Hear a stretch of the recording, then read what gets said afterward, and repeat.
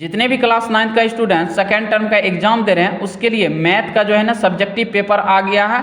आप इसे सॉल्व कर ले ताकि आप आसानी से कल इसको पूरा क्वेश्चन कर पाएंगे। देखिए प्रश्न संख्या 1 से 10 तक जो है ना लघु उत्तरीय प्रश्न है और इन्हीं में से किन्हीं को 5 का उत्तर देना है। तो हम पहले इसका क्वेश्चन सारा देख लेते हैं। यदि आपसे बनने वाले होंगे तो आप बना लीजिएगा, नहीं तो इसमें जो है ना सॉल्यूशन किया हुआ है, आप आसानी से इसको देख के समझ सकते हैं और कल जो है ना आप आसानी से बना लेंगे। तो चलिए हम वीडियो को स्टार्ट करते हैं। देखिए मेरा पहला क्वेश्चन है क्या, यदि x बराबर 3x प्लस रूट 8 तो x प्लस 1/x का मान ज्ञात करें। इसमें देखिए 2 नंबर का क्वेश्चन है। दूसरा क्वेश्चन है 1/4 रूट 7 को परिमेय हर के साथ व्यंजक करें, ये व्यक्त करें। चलिए तीसरा क्वेश्चन हम देख लेते हैं। जो अपने से बनने वाला है आप बना सकते हैं, नहीं तो इसका सॉल्यूशन इसमें किया हुआ है। तो चलिए हम अगला क्वेश्चन देख लेते हैं।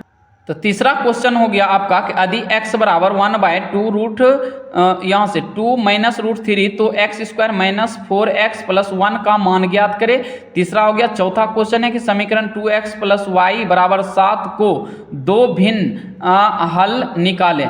यहाँ से उसके बाद पांचवा है कि कार्तीय तल पर बिंदु -2 और -3 को निरूपित कीजिए। और छठा क्वेश्चन है कि सिद्ध करें कि समांतर चतुर्भुज के विकर्ण इसे समान क्षेत्रफल वाले 2 त्रिभुजों में बांटते हैं। और सातवां क्वेश्चन है कि यदि यहाँ से समचतुर्भुज की भुजा तथा एक विकर्ण की लंबाई 13 सेंटीमीटर है तो यहाँ से देखिए 4 सेंटीमीटर हो तो इसका क्षेत्रफल क्या हो जाएगा। 7 नंबर का था। 8 नंबर का क्वेश्चन है कि 14 सेंटीमीटर त्रिज्या वाले अर्धवृत्त की परिमिति ज्ञात करें।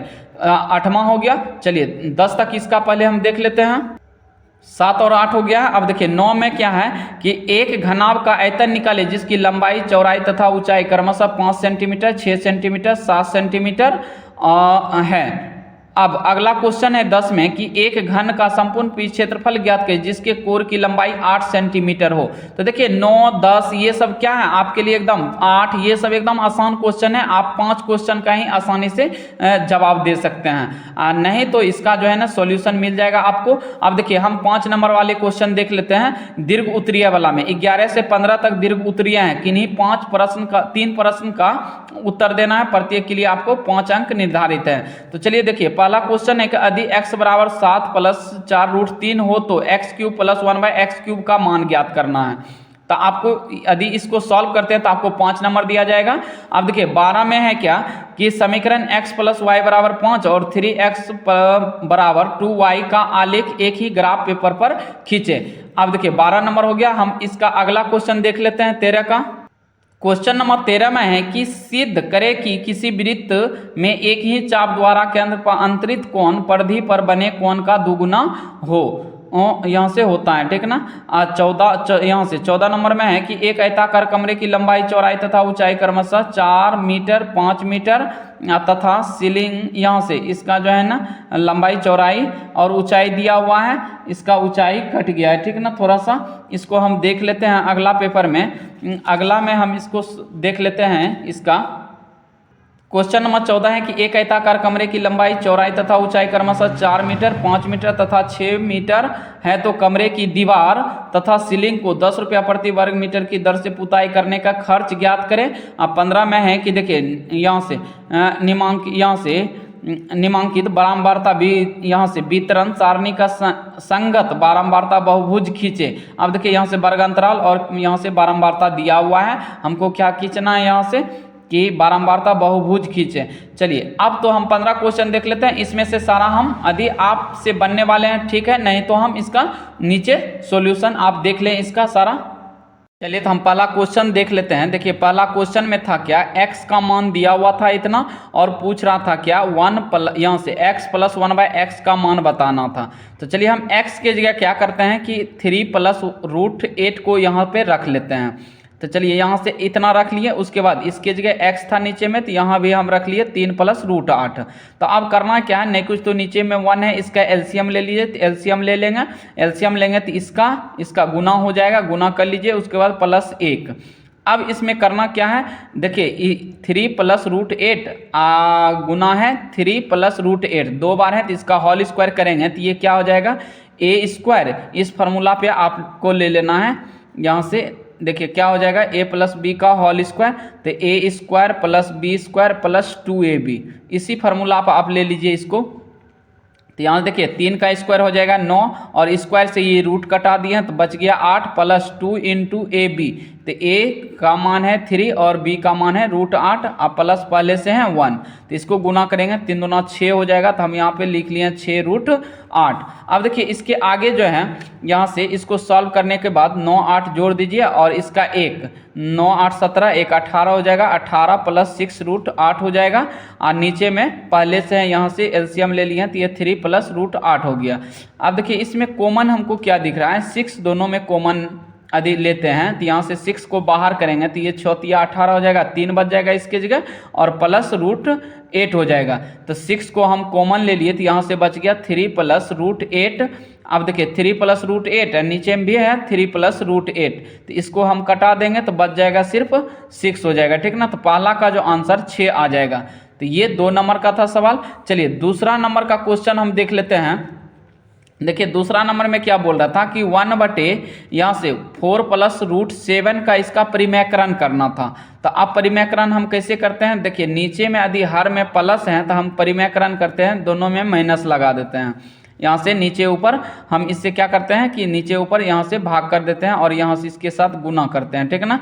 तो देखिए 4 प्लस √7 था, यहाँ गुना कर दिए 4 माइनस √7/4 माइनस √7 से।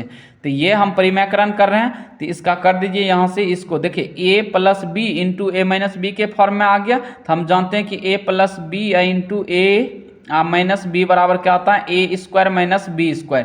तो इसी फॉर्म में इसको ले लीजिए, ये है प्लस में, एक है माइनस में, तो इसको स्क्वायर कर लीजिए। तो ए स्क्वायर और बी स्क्वायर पे तो 4 का स्क्वायर कर लेंगे और माइनस √7 का स्क्वायर हो जाएगा। तो स्क्वायर से रूट कटा देंगे तो बच जाएगा क्या 7, और इसका 4 चौक 16 हो गया। 4 का स्क्वायर कितना हो गया 16। अब पहले से है यहाँ से ऊपर में आ गया है 4 माइनस √7, तो 4 माइनस √7 को कुछ नहीं करना है, रहने देना है। इसको सॉल्व कर लीजिए जो रूट से हम बाहर किए हैं। तो ये हो गया 16 में से 7 घटा दिए 9, तो यही हो गया आपका आंसर। चलिए जो आसान क्वेश्चन था इसको सॉल्व कर ले अपने से। देखिए क्वेश्चन नंबर 8 इसके बाद हम लेते हैं, काहे कि 10 क्वेश्चन में आपको 5 ही क्वेश्चन का जवाब देना था। चलिए यहाँ से क्वेश्चन नंबर 8 में है कि त्रिज्या देखिए दिया हुआ था 14 सेंटीमीटर और अर्धवृत्त का परिमिति पूछ रहा था। देखिए इसमें अर्धवृत्त का परिमिति जो पूछता है, परिमिति इसका हो जाता है πr + 2r होता है। इसका फार्मूला याद रखिएगा, ये नहीं कि मतलब जो है ना हम πr सिर्फ हम याद रखेंगे, वो होता है उसका परिधि। ये जो अर्धगोला का होता है ये परिधि होता है, लेकिन परिमाप जैसे परिमिति बोले तो इसका 2r जो है ना r + r दोनों को जोड़ेंगे, ठीक है ना, 2r जोड़ देंगे तभी निकलेगा मेरा परिमिति। तो यहाँ से r देखिए r दोनों में है तो r को बाहर ले लिए कॉमन, तो π + 2 हो गया। इसको सॉल्व कर लीजिए, r की जगह 14 रख देते हैं, काहे कि r त्रिज्या है 14, तो 14 रख दिए इंटू पाई का मान 22/7 + 2, इसका एलसीएम ले लीजिए तो ये हो जाएगा 22 + 14/7। इसको गुना कर यहाँ इसको जोड़ेंगे ऊपर में तो 36 बटे क्या आ जाएगा 7 आ जाएगा, और 7 से 2 बार में कटा दीजिए तो 7 दूना 14, 36 दूना 72 सेंटीमीटर निकल गया आपका परिमिति। अर्धवृत्त का क्या निकल गया, अर्धवृत्त का जो परिमिति निकला 72 सेंटीमीटर हो गया। चलिए क्वेश्चन नंबर हम अगला देख लेते हैं। क्वेश्चन नंबर 9 है आपका कि देखिए घनाभ का लंबाई चौड़ाई ऊंचाई तीनों दिया हुआ था। आपको यहाँ से पूछ रहा था क्या क्वेश्चन कि घनाभ का आयतन बताएं। तो घनाभ का आयतन हम जानते हैं कि L गुना B गुना H हो जाता है। तो इसको तीनों को गुना कर लें, यहाँ पे 6 पंचे 30, यहाँ से 30 गुना 7 करेंगे 210 सेंटीमीटर स्क्वायर आ जाएंगे, काहे कि यहाँ से ये क्यूब आ जाएंगे। आयतन का इसका जो है ना यूनिट लिखना है क्यूब, मतलब जो है ना क्या हो जाता है पावर 3 होता है। यदि सेंटीमीटर है सेंटीमीटर क्यूब, मीटर रहेगा तो मीटर क्यूब लिखना है। चलिए अगला क्वेश्चन हम देख लेते हैं। क्वेश्चन नंबर 10 में है कि घन की एक भुजा दिया हुआ था 8 सेंटीमीटर। तो आपसे पूछ रहा था क्या कि घन का जो है ना संपूर्ण पीच क्षेत्रफल बताना है। तो घन का संपूर्ण पीच क्षेत्रफल होता है 6 गुना भुजा स्क्वायर हो जाता है, तो 6 गुना इसका एक कोण दिया हुआ था 8, तो 8 गुना 8 कर देंगे तो 8 64 गुना 6 करेंगे 384 सेंटीमीटर स्क्वायर आ जाएंगे। काहे कि क्षेत्रफल का जो एरिया का जो यूनिट होता है ये क्या होता है, यहाँ से सेंटीमीटर स्क्वायर लिख देंगे, ठीक है ना, वर्ग यूनिट होता है इसका। तो आई होप कि आपको ये समझ में आ गया होगा पांचों क्वेश्चन। चलिए हम अब दीर्घ उत्तरीय क्वेश्चन हम देख लेते हैं 5 नंबर वाले।